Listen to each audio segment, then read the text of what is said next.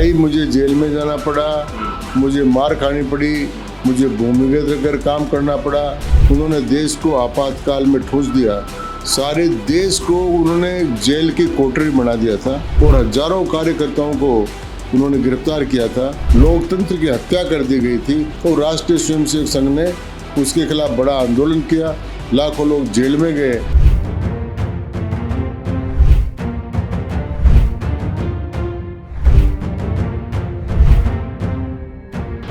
भारत में आज से ठीक 50 साल पहले आपातकाल लगाया गया था।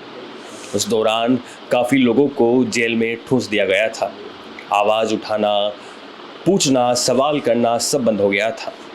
कांग्रेस सरकार की प्रधानमंत्री थी इंदिरा गांधी, तब उन्होंने एक कदम उठाया था। उस समय काफ़ी लोगों ने जेल में काफ़ी महीने बिताए, घोर यातनाएं झेली। एक नेता ऐसे थे, घनश्याम तिवारी उनका नाम था, जो आवाज़ उठा रहे थे और काफ़ी यातनाएं इनको भी झेलनी पड़ी थी। हमारे साथ घनश्याम जी तिवारी है। 50 साल से पूरे हो चुके हैं।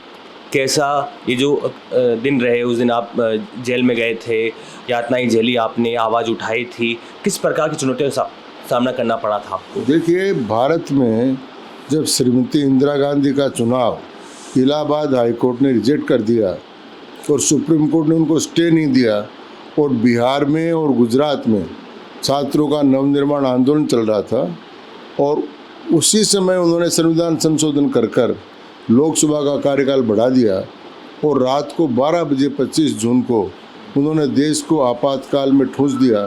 सारे देश को उन्होंने जेल की कोठरी बना दिया था, सभी बड़े नेताओं को जेलों में नज़रबंद कर दिया था और हजारों कार्यकर्ताओं को उन्होंने गिरफ्तार किया था। प्रेस पर सेंसरशिप लगा दी थी।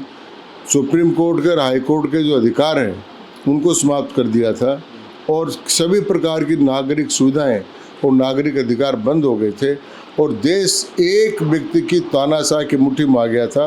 लोकतंत्र की हत्या कर दी गई थी और लोकतंत्र की हत्या करके फिर उसको अनुशासन पर्व नाम दे रहे थे। उसके बाद में ज़बरदस्त विरोध हुआ और राष्ट्रीय स्वयंसेवक संघ ने उसके खिलाफ बड़ा आंदोलन किया, लाखों लोग जेल में गए और श्रीमती इंदिरा गांधी ने चुनाव घोषित कर दिए। चुनाव के बाद में जयप्रकाश जी के नेतृत्व में जनता पार्टी का गठन हुआ।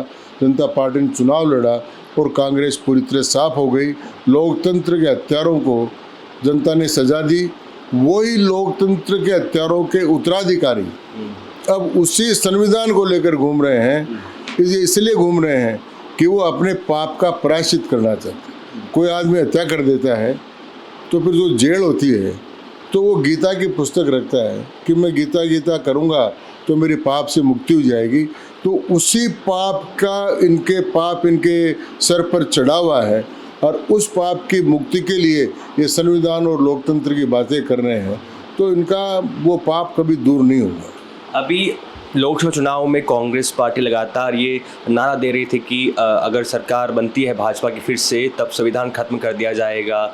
इस प्रकार का जो उन्होंने दिखाने की कोशिश की थी कि अगर सरकार आ गई तो आपके लिए खिलवाड़ हो सकता है। बार बार ये नारा दिया उन्होंने। देखिए, पहली बात तो ये है कि ये लोग, मुझे लगता है कि जानबूझकर अनपढ़ बन रहे हैं, क्योंकि केशवानंद भारती का इतना बड़ा केस हुआ है सुप्रीम कोर्ट का, जिसमें फैसला किया गया है कि भारत के संविधान में जो संसदीय लोकतंत्र और उसके जो प्रमुख बिंदु हैं उनको कभी भी कोई नहीं बदल सकता।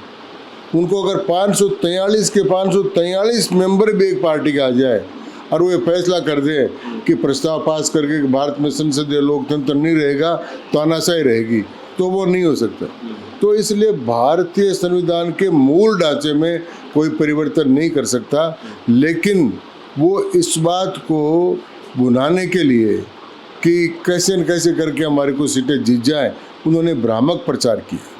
आपको उस समय क्या चुनौतियों का सामना करना पड़ा था? आपने आवाज़ उठाई थी, आपने कहा, तो आपको किन किन चुनौतियों का सामना करना पड़ा था?